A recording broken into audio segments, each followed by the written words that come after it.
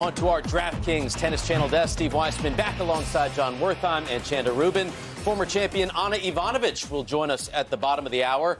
All right, we have reached the semifinals on the women's side. Chanda, two of the players unblemished. The other two have had to grind to get here. What are your initial thoughts? Yeah, I think the first match will be interesting. You're talking about the two unseeded players playing for their first Grand Slam final, one of which is a qualifier in Podoroska. And she has played such a complete game getting up to this stage. She can hit with pace. She can hit with depth. She also understands how to construct her points, very rarely hits the wrong shot from the position she is in the court.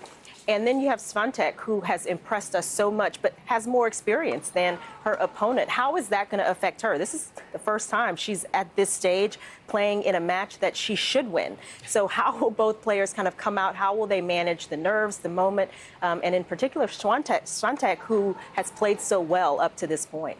You're an unseeded teenager playing a major semi in a match you should win. That's the concept. I was talking to a coach yesterday who said usually you'd say it's a major semi, there's an unseeded teenager, there's a qualifier who's already won 8 matches. He said, boy, we don't know what to expect. He made an interesting point that in this environment, without the fans, without the planes overhead, without sort of the usual pomp and circumstance we have with a major semi, this sort of approximates a junior tennis match. So this sort of approximates an ITF event. So this atmosphere actually may breed some pretty good tennis because it's not going to be this imposter syndrome, this culture shock, seeing 15,000 people watching you play. Very interesting. A qualifier, a teenager, 2 major champs. It is all coming up at the top of the hour. Of course, last night we wrapped up the quarterfinals on the men's side here. Let's start it off with the rematch from just 10 days ago. It was the final in Hamburg that Andrei Rublev got the win against Stefanos Tsitsipas. But the Greek star, after getting down early, was able to get his revenge. In that match, you referenced Steve, Rublev was down 3-5. In the third set, he came back to win. Here, Rublev was up 5-3. You know what happened? Tsitsipas reeled off 16 of the next 21 games, really took control of this match. He made 16 of his 17 net approaches into volley winners, really showed off the whole game. I mean, we're going to see a lot of power here. We see him, this is match point, appropriately closing with a volley, but there was also a lot of defense, a lot of reach, a lot of nice return. This looked like a clay court player, and he won yet another straight set match. Yeah, lost the first 2 sets of the tournament, has not dropped one since. First Greek player to reach the semifinals here, and afterward he said, I am no longer a next-gen player. I'm a proper adult.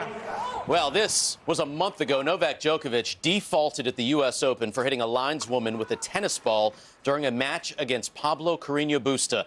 That remains his only loss of the season. So fast forward 31 days, and they would meet again last night. Djokovic, Carreño Busta, and Chanda. Early on in this match, Djokovic dealing with some physical issues. What's he doing there? He's hitting his arm, trying to loosen it up. It was anyone's guess, but it was strange that first set. But here we are in the third after Djokovic completely turned things around, in particular on his serve, getting many more first serves in. He was able to play from more aggressive positioning in the court, came in 30-something odd times over the course of the match, won the majority of those points. Novak Djokovic did a very good job of upsetting the rhythm and the momentum of Carreño Busta, and it felt a little bit inevitable at the end. It was still a tough match to close out, but Djokovic, a bit of relief getting through that one. 10th semifinal at Roland Garros, and Novak is looking ahead to the semis against Tsitsipas. I expect a really tough match, tough challenge for both of us. Semifinals of Grand Slam, I mean, this is what you expect. You expect to play a top 5, top 10 player, and this is what I get. So I'm hopefully going to be able to feel my best and play my best. All right, let's take a look at the draw, John. We are down to the final 4. What do you make of these? Interesting matchups. We'll start on the bottom where we have a rematch of that match in Rome that Schwartzman won. That's good news for Schwartzman. Less good news. Before that, he was 0-9 against Nadal. Nadal had won 22 of the 24 sets they had played previous to that match. I would say best of 5, much different than best of 3, but good for Schwartzman. And then the top guys, I think Tsitsipas has a real chance here. I think he does, and certainly question where Djokovic will be physically, how he'll recover from what looked like real discomfort during the course of that match. I think for Tsitsipas, he just looks more confident. He looks more clear about how to get out of difficult situations in matches. That match against Rublev, he didn't panic when he was down in that first set. That's a skill he's going to need against Djokovic. So I think this could be a real interesting one. I'm curious, Chanda, what you think about playing your first semifinal at a major. I mean, what was your mindset in your first semifinal?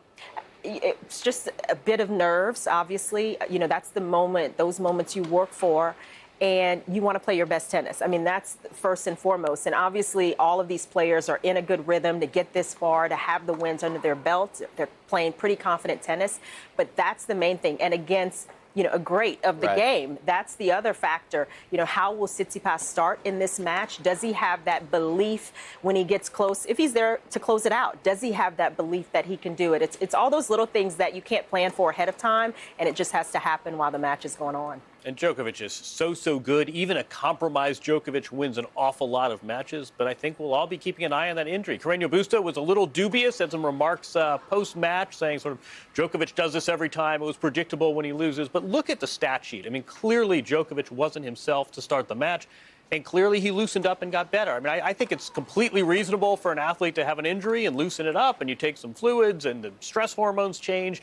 But the Djokovic we saw in sets 2, 3, 4 had nothing to do with the Djokovic in the first set. Well, and one thing to note, he never actually took a medical timeout, Djokovic. He did have that work on the changeovers.